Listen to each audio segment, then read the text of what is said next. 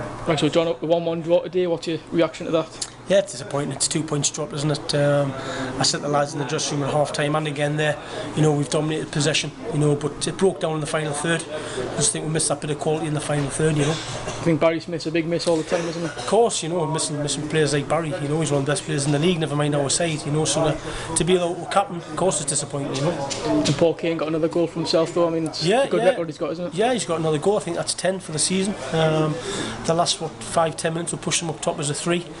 I think it was ineffective as a 3. It was far more better outside wide, where he's got a little bit of room to work with. When he went up top as a tight 3, if you like, with him, Malloy and Ramsey, it limits his space. But he does well in the wide area. He's got a good change of pace. He can get the ball from his feet and have strikes and pick people out.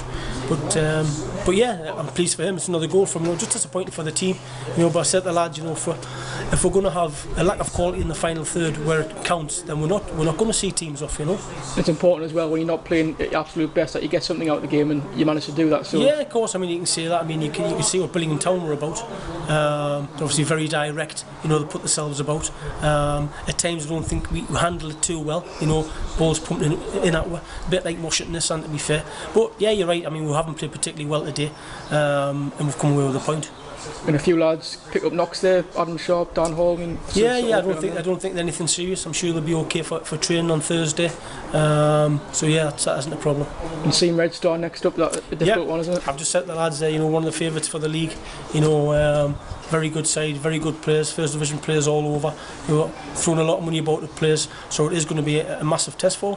It's on a fantastic pitch, a carpet of a football pitch. And I've just said to the lads, go away, have a few days rest, and we need everybody training on Thursday, getting prepared for a tough game against one of the league's best sides. And hopefully we can go there, and play to our strengths, and have a bit more threat in the final third. I think today we passed the ball around. I don't know what the possession would have been, but I bet it was at least 60-40, maybe 70-30. But it's just what we did with it in the final third. We kept the ball at the back and midfield okay, but when it gets to that final third, I've just said to the lads in there, how many chances did we create for Davy Malloy? How many chances did we create for Adam Sharp? How many chances did we create for Stephen Ramsey? And to be fair, I think we created one or two chances, and that isn't enough for the possession that we had.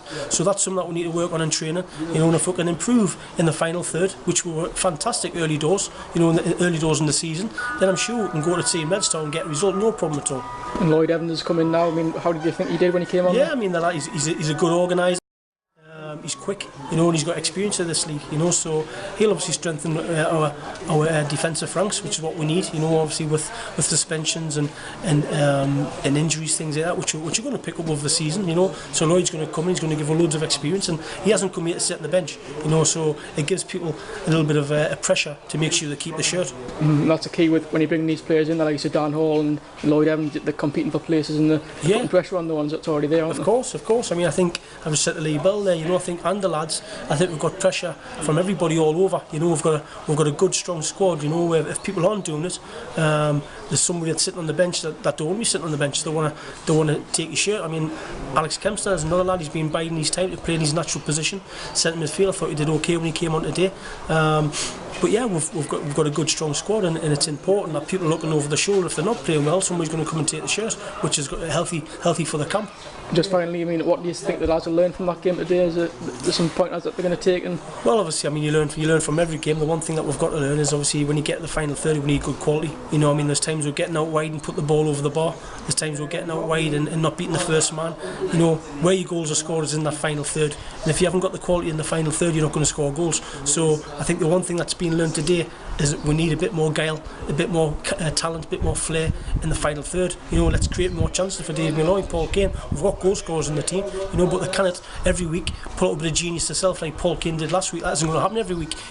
Centre forwards are there for a reason, to score goals, and if we're not creating chances, then obviously it's disappointing. So hopefully the one thing we've learned today is for lots of the ball we had, we need to be a little bit more final, if you like, in the final third.